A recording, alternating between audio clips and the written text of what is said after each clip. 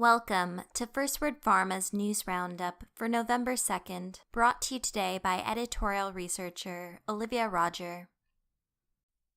In our top news story, Sanofi reported that third-quarter sales in its diabetes unit slumped 14% year-over-year to 1.6 billion euros, reflecting lower Lantus revenue in the U.S. Three-monthly sales of the product declined 19.3% to 1.1 billion euros, with revenue in the U.S. plunging 25.4% on a constant exchange rate basis to 608 million euros, hit by formulary exclusions at CVS and United Health. The company said that following contract negotiations with U.S. payers, it has secured coverage for Lantus and Toujeo on the vast majority of formularies for 2018. Sanofi noted that as a result of this increased visibility, the sales outlook for its global diabetes franchise has been revised to a decline at an average annualized rate of between 6% and 8% on a constant exchange rate basis over the 2015 to 2018 timeframe.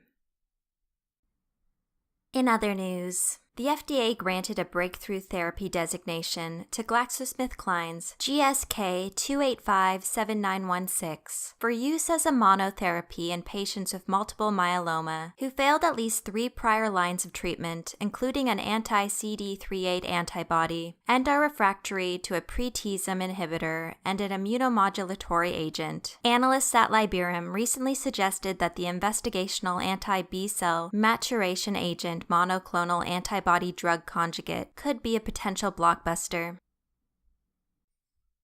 And finally, Teva's shares declined as much as 21% after the company announced during its third quarter results presentation that it has lowered its financial outlook for 2017, in part to reflect an earlier than expected at-risk launch of a generic version of its multiple sclerosis therapy, Copaxone. The company said its revised guidance also takes into account a lower than expected contribution from new generic launches in the U.S., where revenues from new products this year are now estimated to be about $400 million, compared with an earlier projection of $500 million. Teva anticipates full-year earnings will be $3.77 per share to $3.87 per share on $22.2 billion to $22.3 billion in revenue, versus prior guidance of per-share earnings between $4.30 and $4.50 on sales ranging from $22.8 billion to $23.2 billion.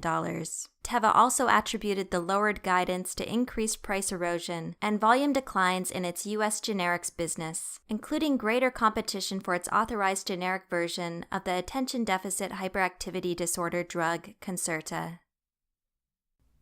To read these and other stories in full, please visit firstwordpharma.com. Are you able to keep up with all the news and views in the biosimilars market?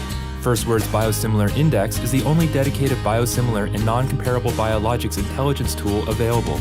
Get ahead of your competition and learn more today.